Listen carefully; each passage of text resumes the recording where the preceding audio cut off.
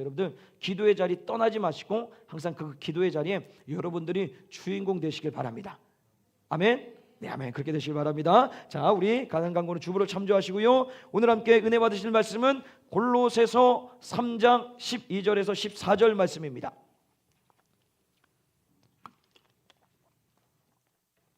우리 계속해서 골로새서 3장 12절에서 14절 말씀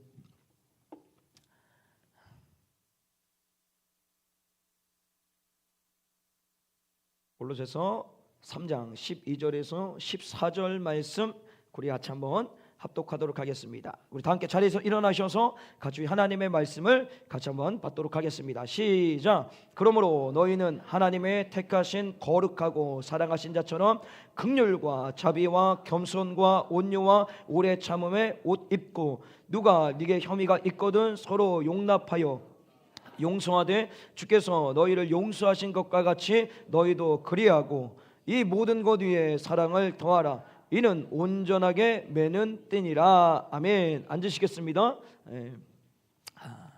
인생은 잘 모릅니다. 그죠? 어떤 일이 일어날지 모르죠. 우리 지난주 우리 공동체에 감사하게 또 우리 담임 목사님께서 수요일날 오셔서 말씀을 전해주셨는데 이게 갑작스럽게 이루어진 일입니다.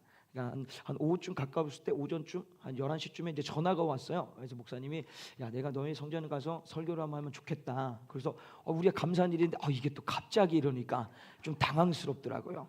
그래서 제가 가서 이제 저녁도 좀 같이 먹고 그렇게 하면 좋겠다라고 말씀하셔서 예 알겠습니다 하고 딱 끊고 났더니 야 이거 저녁을 준비하는데 어떻게 준비해야 되지? 막 머릿속에 막 하는 거예요. 가장 먼저 떠올리는 게 우리 권사님 서현옥 권사님, 그 다음 떠오르는 분이 김정윤 집사님 이게 떠올리는 거라서 이렇게 싹 얘기해갖고 딱 얘기했더니 그냥 흔쾌히 예 알겠습니다. 제가 하면 되죠. 하고 열심히 준비를 막 하셨어요. 근데 오후쯤에 다시 비서실에 전화가 왔어요. 목사님께서 조용하게 조 목사님과 단둘이 식사하고 싶어서 밖에 식당에 가서 먹었으면 좋겠다라고 연락이 온 거예요. 아하 이게 웬걸? 막 열심히 준비하고 막 이제 시작을 하려고 하는데 막 당황이 된 거예요. 저도. 그러니까 제가 김정희 목사님 전화해서 죄송하다고 이거 이렇게 됐다고 했는데 또 거기서 지혜를 주시. 목사님 그러면 어차피 준비한 거니까 식당에다 차려놓을 테니까 두 분 드시고 저희는 나가겠습니다. 이게 가능해요. 이게 그러니까 사람은 이렇게 지혜로워야 돼요. 이 지혜롭지 못하고 당황하니까 그게 맞는 거예요. 또 다시 연락을 해가지고 이렇게 하시면 어떻게 했으면 좋다 그렇게 하자. 그 6시에 오시기로 했는데 5시 15분에 오셨어요. 그래서 그때부터 사무실과 식당에서 거의 근 1시간 반 그 정도 평생에 담임 목사님과 그렇게 오랜 시간을 보내본 건 처음이었습니다. 인생은 모르는 겁니다. 제가 밥을 먹었는지 안 먹었는지도 기억이 안 납니다. 이거 신기하더라고요. 이게 처음 당하는 일이니까 한 번도 그런 경우가 없거든요. 제가 한번 중교회가 생긴 일에 제가 슬쩍 혹시 담임 목사님 직접 찾아서 밥을 독대로 먹은 사람이 없다고 얘기하더라고요. 그 둘 중에 하나입니다. 큰 잘못을 했든지 뭘 잘했든지 둘 중에 하나인데 잘해서 먹지는 않더라고요. 보니까 웃자고 하는 얘기입니다. 어쨌든 그렇게 보라이어트한 지난 수요일에 또 감사한 거 그러면서 제가 뭘 말씀드리고 싶으냐면 그런 가운데서도 연락을 해서 부탁드릴 때 거절하지 않고 섬겨주신 것과 또 나가서 막 연락을 했겠죠. 셀장님들 또 단체 문자로 했는데 생각보다 많이 나오셨어요. 그날 막 연락했는데도 불구하고 많이 나오셔서 귀한 은혜 자리에서 말씀을 들으시고 또 은혜 받는 거 보니까 너무 감사하더라고요. 그래서 그 얘기하려고 감사하다고. 역시 여러분들은 뭐라 해야 되나 성인 군자를 넘어서 정말 주님이 마지막 때 만났을 때 니네 정말 대단하다. 담임 목사님 어떤 얘기 들으시냐면 여러분들 분명히 100% 저는 그렇게 믿습니다. 잘하였다. 충성된 종들아. 그 얘기를 또 평생의 삶을 통하여서 마지막 때 그것을 기대하면서 들어가시는 복된 인생이 되시길 주님 간절히 축복합니다.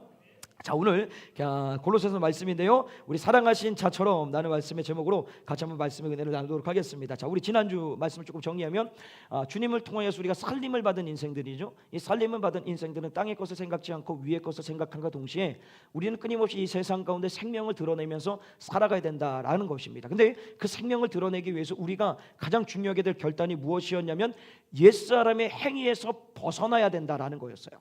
그래서 그 옛사람에 의해서 벗어나기 위해서는 끊임없이 땅의 것을 죽이면서 살아가야 되죠.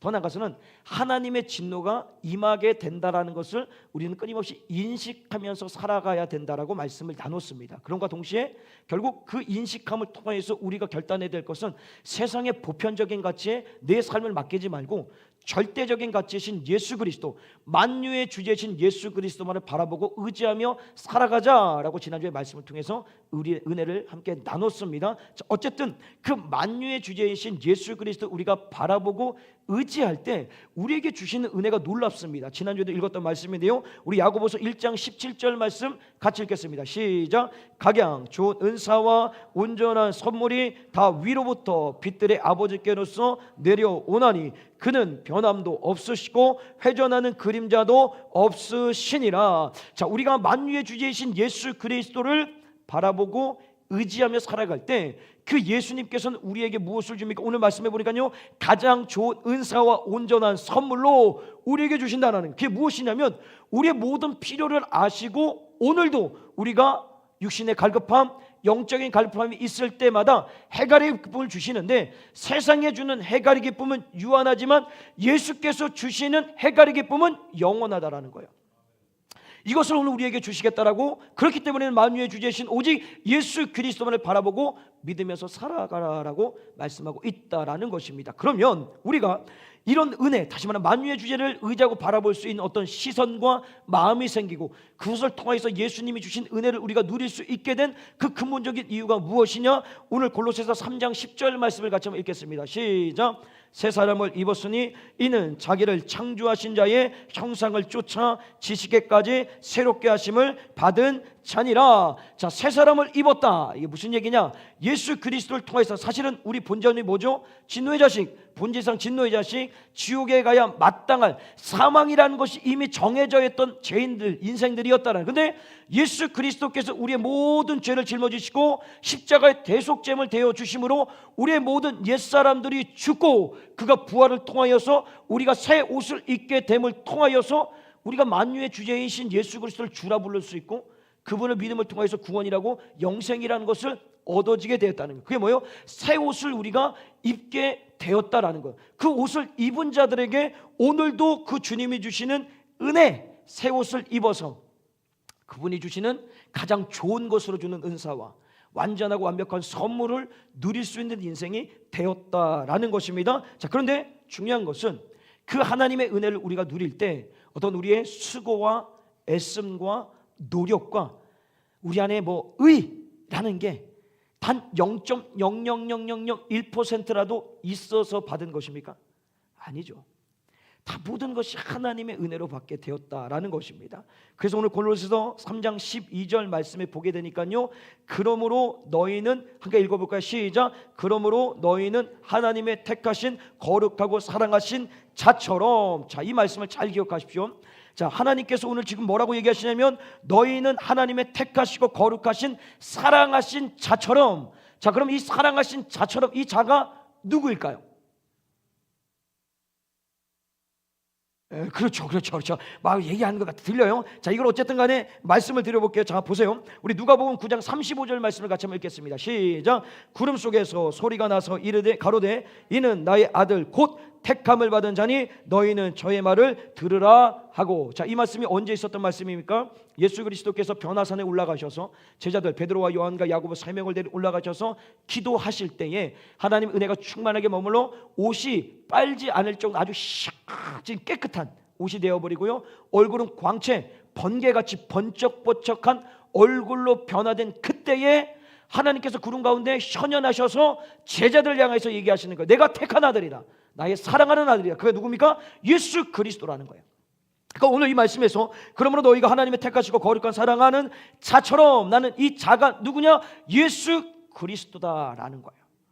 그러니까 그 예수 그리스도 다음으로 그 택한 자가 누구냐? 여러분 로마서 1장 16절 말씀을 같이 한번 읽겠습니다. 시작. 내가 복음을 부끄러워하지 아니하노니 이 복음은 모든 믿는 자에게 구원을 주시는 하나님의 능력이 됨이라. 첫째는 유대인에게요 또한 헬라인에게로다. 자, 복을 믿어 구원받은 성도들, 다시 말하면 오늘 이 땅에 예수 그리스도를 구주로 영접하여 예수를 믿는 모든 자들이 오늘 말하는 하나님이 택하시고 거룩한 사랑하는 자들이라는 거예요. 근데 이것이 어디로부터 출발된 거예요? 예수 그리스도. 그 예수 그리스도를 통하여서 예수 그리스도의 만유의 주제신 예수를 우리가 믿음을 통하여서 예수님처럼 우리도 택한 백성, 하나님이 사랑하는 백성, 거룩한 성도가 되었다라는 것입니다. 근데 이 모든 일들이 언제 이루어졌습니까? 여러분들이 이렇게 택함 받은 일이 언제 이루어진 거예요? 여러분 말씀 볼까요? 로마서 8장 30절 말씀입니다. 시작. 또 미리 정하신 그들을 또한 부르시고 부르신 그들을 또한 의롭다 하시고 의롭다 하신 그들을 또한 영화롭게 하셨느니라. 또 미리 정하시고 이 땅이 창조되기 이전부터 아무것도 공허와 혼돈과 무질서에 있었던 그 전부터 삼위일체이신 하나님께서 우리를 이미 예정해 놓으셨다라는 거예요. 택해 놓으셨다라는 거예요. 그래서 하나님의 때에 우리 한 심령 주 예수 그리스도 이름을 믿을 수 있도록 부를 수 있도록 부르셔서 믿게 하시고 그 믿음을 통하여 우리를 의롭다라고 칭하여 주신 거예요. 그 칭함을 통해서 오늘도 우리의 삶을 영화롭게 예수 그리스도를 완전하고 완벽하게 닮은 모습으로 살아갈 수 있도록 오늘도 견인해 가시고 간섭하여 주시고 우리 가운데 은혜 주시고 능력을 주셔서 살게 하신다라는 것. 이거는 주님 오시는 그날까지 끊임없이 진행되어지는 일들이다라는 것입니다. 그러니까 우리는 그냥 어느 날 갑자기 택함 받고 믿어진 게 아니에요. 이미 하나님께서 이 땅이 만들어지기 이전부터 우리를 창세전부터 택하고 예정해 놓으셨다라는 거예요. 얼마나 이게 큰 은혜입니까? 아직도 이 자리에 들어오지 못한 자 혹 택함 받지 못한 인생들일 수도 있다라는 거예요. 근데 우리는 오늘도 이 자리에 앉아서 만유의 주제신 예수 그리스도를 찬양하며 그 크신 이름, 존귀하신 이름, 그분만이 내 삶의 이유다라고 부르짖어 부를 수 있고 찬양할 수 있는 특권을 우리가 누리고 있다라는 거예요. 이게 얼마나 큰 은혜이고 감사한지 모릅니다. 여러분 이것에 끊임없이 감사하셔야 돼요. 이게 크신 은혜다라고 우리는 고백하면서 살아가야 된다라는 것입니다. 그런데 어쨌든 이 모든 것들이 우리에게 주어진 은혜는 그 근본, 출발, 원천은 어디로부터입니까? 예수 그리스도라는 거예요. 그래서 다시 한번 골로새서 3장 12절 말씀을 읽어보면 자 읽어볼까? 시작. 그러므로 너희는 하나님의 택하신 거룩하고 사랑하신 자처럼, 자 이겁니다. 이 모든 것, 우리도 거룩하고 사랑받고 택함 받은 모든 것이 이루어진 그 결정체, 그 출발, 원천, 시작은 예수 그리스도라는 거예요. 그래서 그 주님께서 오늘 우리에게 말씀하시는 것이 무엇이냐면 원천이 되시고 시작이 되시고 출발이 되신 사랑하는 자처럼 우리가 이 땅에서 살아내야 된다라는 거예요. 그럼 어떻게 그렇게 살아내는 것이냐? 오늘 다시 한번 골로새서 3장 12절 말씀을 끝까지 한번 읽겠습니다. 시작. 그러므로 너희는 하나님의 택하신 거룩하고 사랑하신 자처럼 긍휼과 자비와 겸손과 온유와 오래 참음으로 옷 입고, 자 5가지 예수님의 성품 덕목을 얘기를 하십니다. 그게 뭐죠? 긍휼, 자비, 겸손, 온유, 오래 참음이라는 거예요. 그 사랑하는 자가 가지고 있었던 게 뭐냐면 이 5가지 예수 그리스도의 성품, 그것을 가지고 있는 것처럼 오늘 살아가는 믿음의 사람, 그렇게 택함 받은 우리도 긍휼과 자비와 겸손과 온유와 오래 참음을 가지고 그 덕목, 그 예수 그리스도의 성품을 갖고 살아가야 된다는 것입니다. 그 다음 구체적으로 그 성품이 무엇이냐, 그 5가지에 대해서 좀 말씀을 나눠보겠는데요. 먼저 긍휼과 자비입니다. 긍휼은 어떤 타인에 대하여서 가엽게 여기는 마음이에요. 그 마음이 발전이 돼서 예수님의 특성이 나타나는 것이 자비다라는 겁니다. 이렇게 하면 좀 어려우시잖아요. 쉽게 이해를 시켜드릴게요. 자, 요셉입니다. 구약에 나오는 이 요셉이 애굽의 종으로 팔려간 게 왜 종으로 팔려갔습니까? 형들 때문에. 형들이 팔아 넘겨가지고 노예 생활을 시작이 됩니다. 그런데 이가 그 애굽 땅의 총리가 되어집니다. 그때 형들을 대면하게 됐을 때 나를 힘들고 어렵고 괴롭고 정말 인생의 어떤 파멸의 길로 몰아놓은 그 형들에 대하여서 복수하고 보복하고 징계하지 아니하고 어떻게 합니까?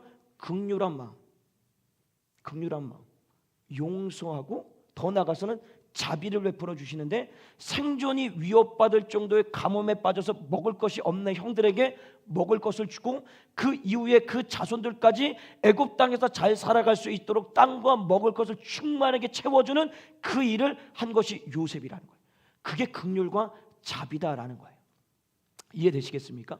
이 긍휼과 자비라는 것은 끊임없이 우리 안에 가지고 있어야 될 성품인 겁니다. 특별히 오늘 이 세상을 살아가는데 이 세상은 참 이기적입니다. 그죠? 자기밖에 모릅니다. 오늘도 자기밖을 챙기기 위하여서 치열합니다. 근데 그 치열함 속에는 뭐가 있는지 아십니까? 비열함, 저열함, 부정과 부패가 난무하여서 어떻게 해서든지 나만 잘 살기 위하여서 저놈이 죽든 말든 상관없이 무조건 짓밟고 일어나야 되는 거예요. 그게 세상입니다. 그래서 이 세상에 가장 지금 필요한 것이 뭐냐면 예수님의 긍휼과 자비라는 거예요. 대표적인 예가 오늘 본문 13절 말씀을 같이 한번 읽어볼까요? 13절 골로새서 3장 13절 시작. 누가 네게 혐의가 있거든 서로 용납하여 피차 용서하되 주께서 너희를 용서하신 것과 같이 너희도 그리하고. 용서의 상실 시대입니다. 용서를 할 수가 없습니다. 가족 간에, 형제 간에, 직장 동료 간에, 나라의 위정자들, 정치인들 간에 용서가 안 돼요. 긍휼한 마음, 자비란 마음은 1도 없습니다. 이 어려운 전국이죠. 이 전국 속에서도 결국 이들 양쪽 다 똑같습니다. 결국 밥그릇 싸움입니다. 국민들의 불안과 어떤 두려움 속에 몰아넣고 이것을 해결하겠다는 그 해결의 방법이 결국 뭐냐면 자기들 밥그릇 챙기겠다는 거예요. 정말 국민들을 생각하는 것은 1도 보이지가 않는 거예요. 그런 거 못 느끼십니까? 정말 국민들을 사랑한다면 지금 이런 형태로 가면 안 됩니다. 저는 그렇습니다. 정말 저 사람들이 마음을 모아서 이 나라를 살기 위해서 더 나아가서는 국민들이 갈라지지 않을 수 있도록 더 하나가 될 수도 오히려 더 화합하고 이해하고 용서하고 받아들여야 돼요. 그걸 우리가 해내가야 된다는 거예요. 그 자비와 긍휼이 우리 가운데 있을 때 이 이기적이고 자기밖에 모르는 극단적 이기적인 삶에 빠져있는 어떻게 해서든 남을 죽이고 나만 살고자 하는 이 세상을 변화시킬 수 있는 것은 예수 그리스도의 긍휼과 자비밖에 없다는 거예요. 여러분들이 그걸 가지고 살아가셔야 된다는 거예요. 그런데 왜 그 긍휼과 자비를 우리가 끊임없이 이 세상 가운데 펼치면서 살아가야 되느냐? 이유는 여기에 있습니다. 여러분 이사야 49장 15절 말씀을 같이 읽겠습니다. 시작. 여인이 어찌 그 젖먹는 자식을 잊겠으며 자기의 태어서 난 아들을 긍휼히 여기지 않겠느냐? 그들은 혹시 있을지라도 나는 너를 잊지 아니할 것이니라. 말씀 그대로 젖먹이 아이를 잊을 수가 있겠습니까? 내 아들을 잊어버릴 수 있겠냐라는 거예요. 잊을 수 있겠냐는 거예요. 근데 인간은 가능합니다. 여러분 보시잖아요. 가끔씩 언론 매체를 통하여서 이제 막 갓난 아이, 이제 2-3살, 3살밖에 안 된 아이 그냥 집에다가 방치해놓고 부모는 나가서 유흥을 즐겨요. 이틀씩, 3일씩. 그래서 아사, 죽게 돼요. 인간은 그 짓을 해요. 인간은 그렇게 해요. 근데 하나님은 아니라는 거예요. 혹 인간은 그럴 줄 몰라도 나는 너희를 잊지 않는다라고 얘기를 하시는 거예요.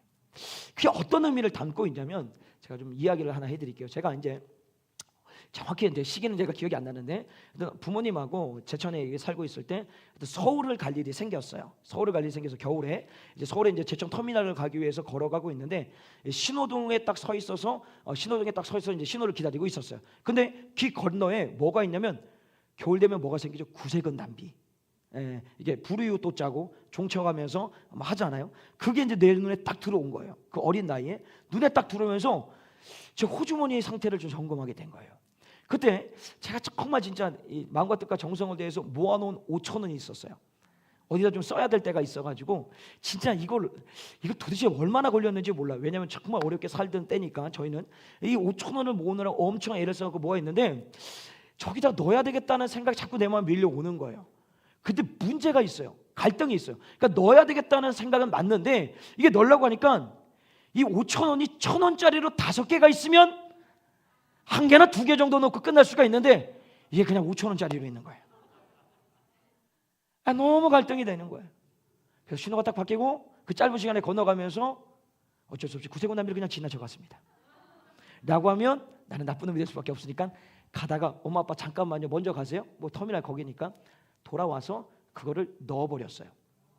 딱 넣고 나서 제 마음 가운데 언제 또 5,000원을 모아야 되지?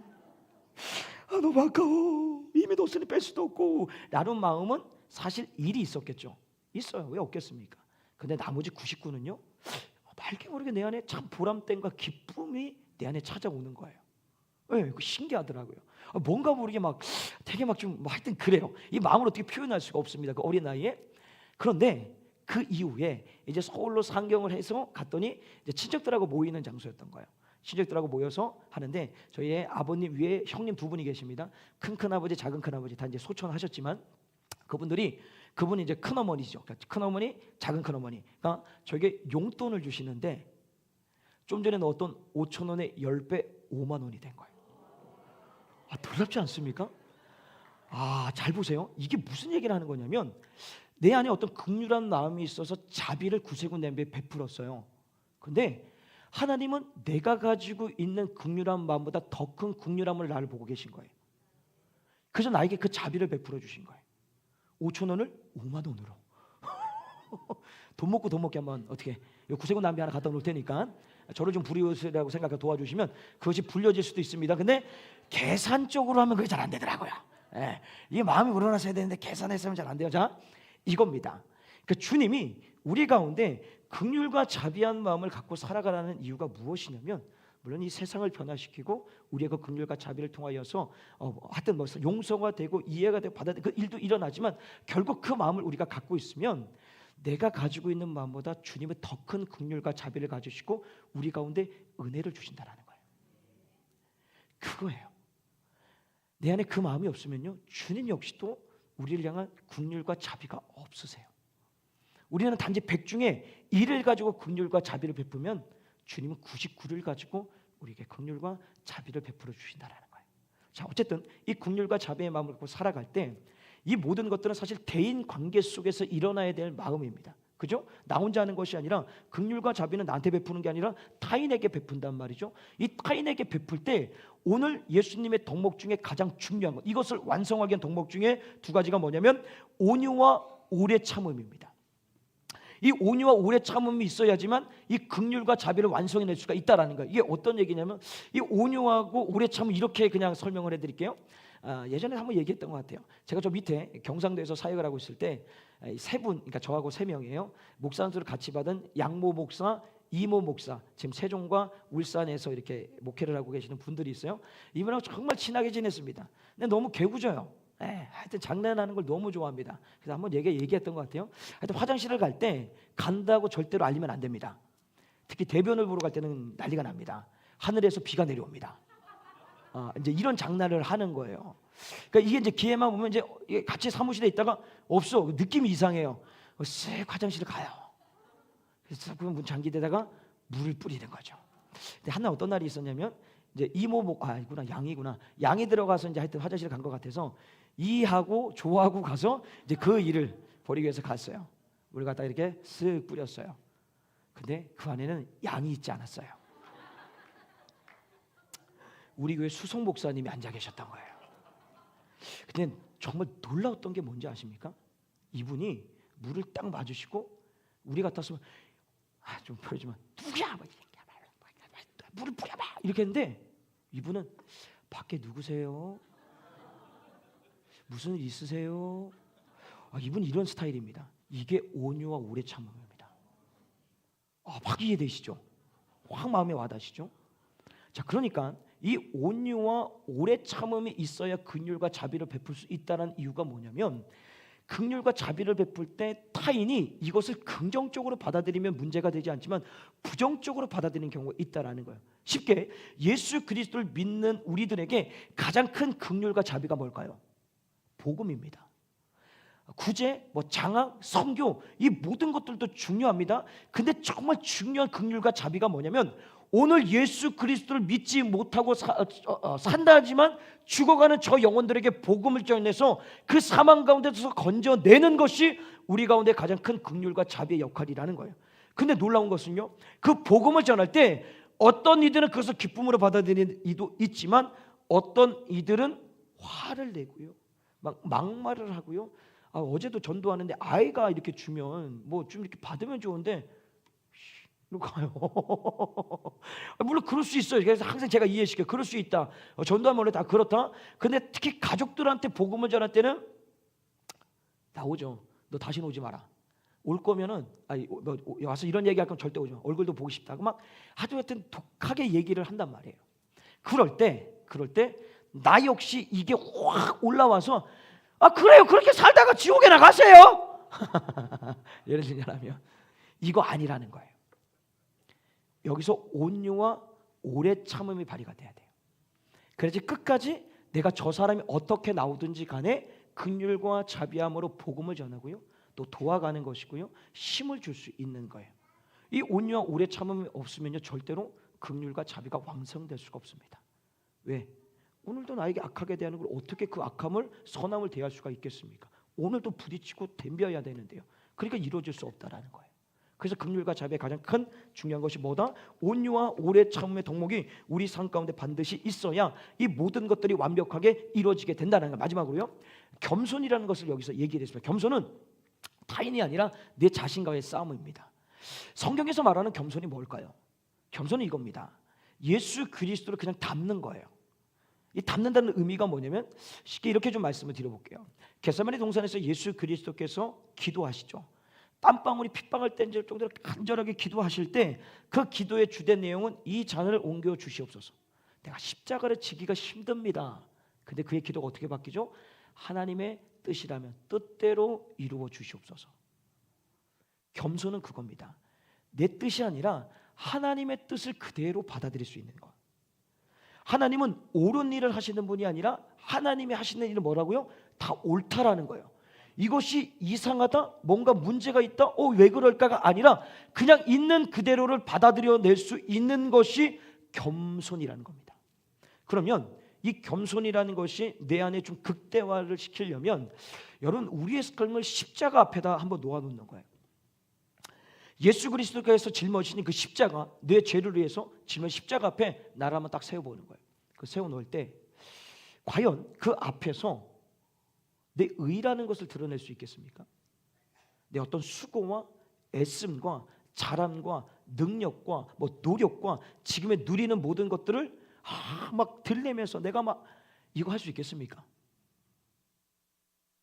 그 십자가 앞에서 내가 어떤 일을 당한 거예요. 좀 억울한 일을 당했어요. 최근에 이것 때문에 제가 참 많이 위로를 받았는데, 이 억울한 일을 딱 당했어요. 예를 들어서. 근데 십자가 앞에 나를 딱 두니까 십자가만큼 억울할 게 있을까요? 없을까요? 없어요. 아무것도 없어요. 그 십자가 앞에 나를 딱 세우면요, 지금에 일어나는 모든 일에 대해서 이해하지 못할 것, 받아들이지 못할 것, 억울해할 것이 아무것도 없다라는 거예요. 그래서 겸손해질 수밖에 없는 거예요. 그냥 있는 그대로를 받아들이게 되는 거예요. 네가 맞다, 네가 틀리다, 내가 맞다, 싸울 일도 없고요, 내 안에 불평과 불만을 얘기할 것도 없고요, 뭐가 잘했다 잘못했다 비난과 비판하고 정죄할 것도 없고요, 그냥 모든 것이 십자가 앞에만 딱 나를 세우면 다 이해되고 받아들일 수 있는 거예요. 그게 겸손이라는 겁니다. 오늘 오전에 우리 장로님 셀에서 찬양하시지 않았습니까? 만왕의 왕 내 주께서. 그 후렴은 어떻게 됩니까? 십자가 내가 처음 볼 때에 나의 마음의 큰 고통 사라져 오늘 믿고서 내 눈 밝았네 참 내 기쁨 영원하도다. 자, 이 가사를 잘 보세요. 내 기쁨이 어떻게 된다고요? 영원하다라고 얘기를 합니다. 그러니까 십자가 앞에서 나를 세우면요, 안 기쁠 수가 없습니다. 다시 말하면 지금의 모든 근심과 걱정과 아픔과 괴로움과 절망과 좌절은 십자가에 대하면 비교 대상이 아닙니다. 그냥 오늘 내가 살 수 있는 게 기쁜 거예요. 사업이 잘 됐냐? 자녀가 잘 됐냐? 직장이 잘 됐냐? 내가 어디 원하는 자리만큼 올라갔느냐? 못 갔느냐? 여기에 연연하지 않고 흔들리지 않고요, 십자가 앞에 딱 서 있으면 그냥 내가 오늘 사는 게 너무 감사한 거예요. 그냥 내 삶의 이유 되시는 예수가 너무 감사한 거예요. 내까지 게 뭐라고? 지옥에 가야 마땅할 난데 그분이 기꺼이 십자가에 나에게 대속제물 되어주셔서 나를 살게 하셨다라는 거. 내가 사는 것이 이 땅에서만 사는 게 아니라 영원히 살 수 있도록 나에게 은혜를 주신 분이라는 거예요.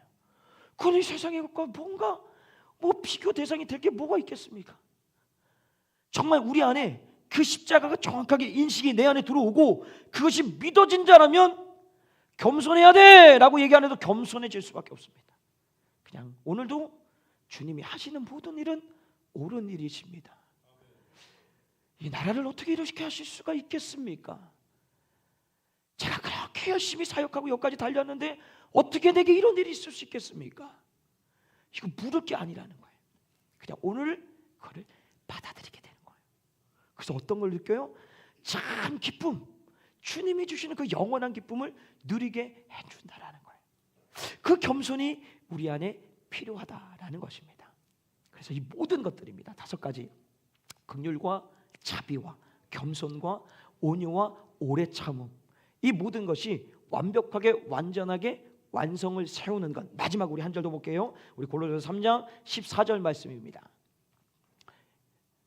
넘어주세요. 14절 시작. 이 모든 것 위에 사랑을 더하라. 이는 온전하게 매는 끈이라. 이 5가지를 온전하게 묶어서 완성할 수 있는 것은 뭐라고요? 사랑이라는 거예요. 사랑하면 긍휼과 자비를 베풀지 않을 수가 없습니다. 사랑하지 아니하면 오래 참고 온유해지지 않을 수가 없어요. 사랑하면 겸손해지지 않을 수가 없습니다. 근데 반면에 사랑하지 않으면 자비와 긍휼이라는 그 말 자체가 어색합니다. 사랑이 없으면요, 오늘도 그냥 내 뜻대로 되지 않는 것에서 화가 나고요, 분노가 일어나고요, 불평과 불만과 상대에서 끊임없이 비난과 비판과 정죄를 쏟아낼 수밖에 없는 거예요. 그리고 사랑이 없으면요, 내가 하는 건 다 옳아도요, 남이 하는 건 다 틀렸습니다. 넌 아니라는 거예요. 나만 맞다라는 거예요. 거기에 이른 교만의 자리에 간다라는 거예요. 그래서 주님이 우리에게 얘기하시는 이 모든 5가지를 완성하기 위해서는 사랑으로서 이것을 완벽하게 묶어야 된다라는 거예요. 근데 그 사랑을 언제까지 이루어가야 되느냐? 요한복음 13장 1절입니다. 읽겠습니다. 시작. 죄송합니다. 13장 1절인데 제가 읽어드리겠습니다. 6월절 전에 예수께서 자기가 세상을 떠나 아버지께로서 돌아가실 때에 이런 줄 아시고 세상에 있는 자기 사람을 사랑하실 때 끝까지 사랑하시고, 예수님이 우리를 사랑하시는데 일시적으로 단 한순간 10년짜리 사랑, 20년짜리 사랑으로 사랑하신 게 아니라 끝까지 우리를 사랑하신 것처럼 우리가 끝까지 사랑하면 못 이룰 게 아무것도 없다는 거예요. 그래서 우리는 끝까지 가족을 사랑하고, 끝까지 교회를 사랑하고, 끝까지 성도를 사랑하면 오늘의 우리의 삶 가운데서 여러분의 삶에 긍휼과 자비를 통하여서 영원히 치유되고 회복되고, 무슨 일을 만나든지 간에 온유와 오래 참음을 통해서 견디고 버티고 이겨내고, 정말 이해되지 못하고 상상하지 못할 일이 벌어진다 할지라도 내 안에 그 사랑이 있다면 내 마음이 겸손해져서 오늘도 그 십자가 앞에서 그것을 이해하고 받아들이게 된다라는 것입니다.